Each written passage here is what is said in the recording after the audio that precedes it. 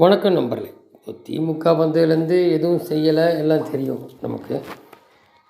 ஆனால் எல்லாம் செஞ்சிட்ட மாதிரி சொல்லுவாங்க.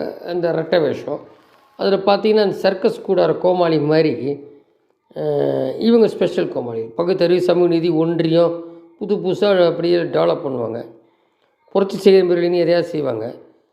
அவர் தமிழ் தலைவர் பிரச்சனை கடைசி பெஞ்சை ஒழித்து கட்டுறேன்னு பாவடிய பெஞ்சு திட்டம்னு கொண்டு. இது என்ன புது புரளியாக இருக்குன்னா, இந்த கடைசி பெஞ்சு ஒழிப்பு திட்டம் மகா சிந்தனையெல்லாம் எப்படி வந்ததுன்னு தெரியல இவங்களுக்கெல்லாம். என்ன எங்கே 21 புலிகேசி மாதிரி தான் நடிகர் வடிவேலு மாதிரி அடிக்கடி சொல்லுவார் அண்ணாமலை.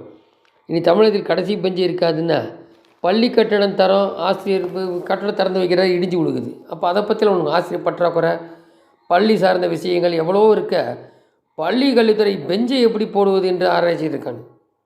எல்லாம் இவர்கள் பெருமையாக பேசும் ஓசி பஸ்ஸில் கடைசி சீட்டெல்லாம் இருக்கேன், அதை என்ன மாற்ற போகிறாங்களா? அதாவது என்ன பண்ணுறதுன்னு தெரியல. யாரையோ முதல்ல சொல்லி 5 லட்சம் கோடி, நீ 5 லட்சம் கோடி கடன் ஆக்கிற போகிறோம். ஆட்சி விட்டு இறங்கும் போது 8 மாதத்தில் கடன் ஆக்கியாச்சு, மக்களுக்கு ஒன்றும் செய்யலை. மாறா மோல் குடும்பத்துக்கு இந்த டாஸ்மாக் அது பல அது போயிருக்கும் டபுள் பங்கு.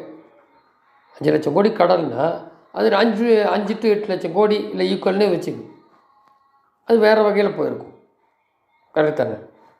அப்போது ஓட்டு போட்டு வந்த ஒரு எவ்வளோ போடுறாங்க, ஒரு 3.5 கோடி 4 கோடி பாக்கி போடுறதில்ல. ஓட்டு போட்டவங்க அவ்வளோ முட்டாள். ஆனால் காசு வாங்கினது எல்லோரும் சொல்ல முடியாது. சில பேர் காசு வாங்கி போடுவான், நியாயமாக போடுறேன்னு.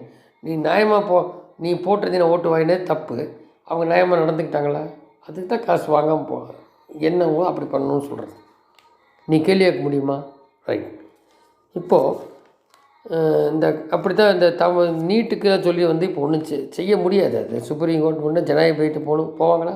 இல்லை அட்லீஸ்ட் சுப்ரீம் கோர்ட் போவாங்களா? போக முடியாது. இங்கே வச்சு விட்டு இப்போ கொஞ்சம் அடக்கி வாசிக்கிறேன். இப்போ வந்து 2000 சில்லற பேர் எடப்பாடி பேட்டில் கொடுத்த 7.5% தான் வெளில வராங்க. இதுக்கும் ஃப்ரீயாக படித்து அதுவும் சேர்த்து தான் கொடுத்தாங்க. இப்போ இந்த குரூப் 4 தமிழில் கேட்டதுலேயே தடுமாற வச்சுட்டாங்க. யாரோ ஒருத்தர் இறந்தே போயிட்டார், சரியாக எழுத முடியல. அந்த அட்டன் பண்ண நபர் தோல்வி அடைந்திருப்பார். அதாவது +1 பொதுத் தேர்வுலேயே 40,000 பேர் தோல்வி அடைகிறான். அப்படி இருக்கும்போது தாய்மொழியாக கொண்டவர்கள் போட்டித் தேர்வு தமிழ் வினாதல் கண்டு மிரண்டு தான் போயிருக்காங்க.